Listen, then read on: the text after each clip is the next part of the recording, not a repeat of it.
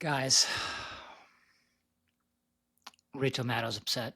Life has not stopped, and none of our personal lives have stopped.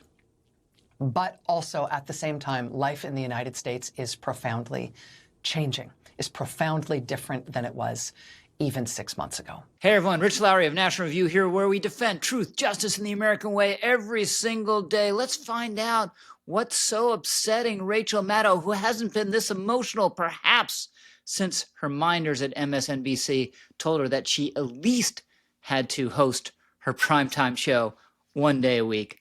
Check this out. We have a consolidating dictatorship in our country. And it sounds melodramatic to say it, I know. But just go with that for a minute, right? Think in melodramatic terms. Think in cinematic terms. Imagine the cartoon-level caricature of what you think a dictatorship looks like. I mean, it's secret police, right? A massive, anonymous, unbadged, literally masked, totally unaccountable internal police force. There it is. Not signs of a dictatorship, not a budding dictatorship, but a consolidating dictatorship. And what is this charge based on? Who are the secret police? It's not the Stasi. It's not the KGB. She's talking about ICE officers. Don't they realize that under federal law, illegal immigrants are supposed to be detained until the final resolution of their cases? And maybe some small percentage have legitimate asylum claims. Fine. But if they don't, they're supposed to be detained until removed. So what she thinks is dictatorship is actually agents of the federal government doing what the federal government is supposed to do under federal law. Here's more about ICE. And they act in ways designed to instill maximum fear and use maximum force. I mean, when you imagine an authoritarian country, right, what you imagine is masked secret police breaking people's car windows and snatching people off the streets and out of church parking lots and courtroom hallways and taking them away with no charges, no notice, no paperwork, no explanation, not letting them see lawyers, and then moving them secretly to what are effectively black site prisons, where they won't tell you who's there and where no one's allowed in to see what's going on. A lot to unpack there. Let's go to maximum force, first of all. Obviously, ICE, if they had their druthers, they would just easily arrest everyone, no fuss or muss, and there'd be no complication. But sometimes they're resisted. Sometimes they are dealing with very dangerous people. But let's be real. How many times are they breaking car windows? Is that a mass phenomenon? Is that a sign of fascism in the United States? And as part of their removal proceedings, of course, illegal immigrants get access to lawyers. Of course, they can reach out to their spouses and their family. These aren't black sites. Everyone knows where they are. Multiple congressional committees have oversight over them. Now, yes, sometimes when illegal immigrants are picked up in blue northeastern states, there is not enough detention space in those places because the states have artificially limited it. So then they're sent to someplace in Louisiana. And there might be a little confusion over that. But at the end of the day, everyone knows they are there. So this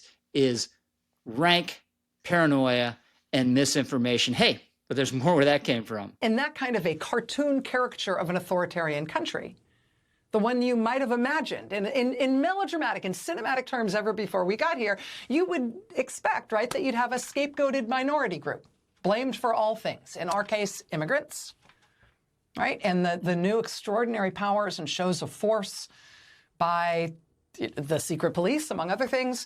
All these extraordinary powers and shows of force will be framed as necessary to stop this terrible internal enemy. Scapegoated? Scapegoated? Is someone blaming illegal immigrants for the outbreak of World War I or World War II? And by the way, a lot of illegal immigrants come from Mexico and other Latin American countries. But during Joe Biden's open border, people from all around the world came and walked through that border. So illegal immigrants are not one consolidated minority group. And the fundamental charge, if you want to put it that way, against them is just that they don't belong here and that they should go home. If they did it under their own power, the Trump administration would be delighted. But here's Rachel Maddow with her solution to this consolidating dictatorship. It is clear what is going on. It is clear now that these small d democratic tools that we've got right now as a country, these are as good as it is going to get. We are never going to have more resources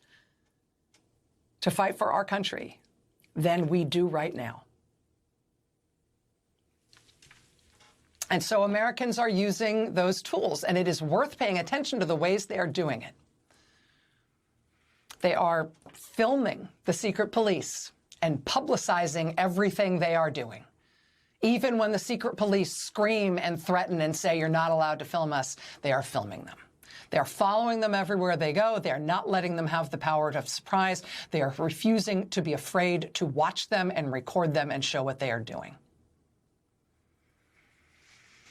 We have opposition politicians, Democratic politicians, insisting on being let in, going to the black site immigration prisons and demanding to be let into them.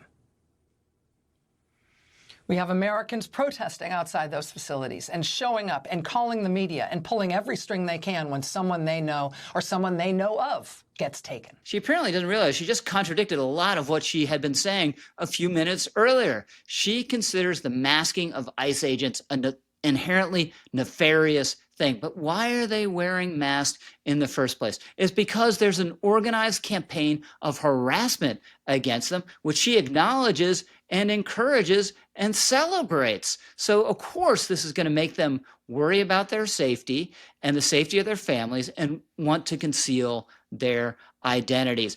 As for the black site detention facilities, how black can they be if people know where they are and, in fact, are protesting outside of them? And in terms of illegal immigrants being disappeared, no. As she herself says, people know who they are, know where they've been picked up, alert the media even to them. All of this that she's describing is small d democratic agitation. It does not happen in a dictatorship. So what Rachel Maddow has proved once again is that she is the single most paranoid part-time cable host on television.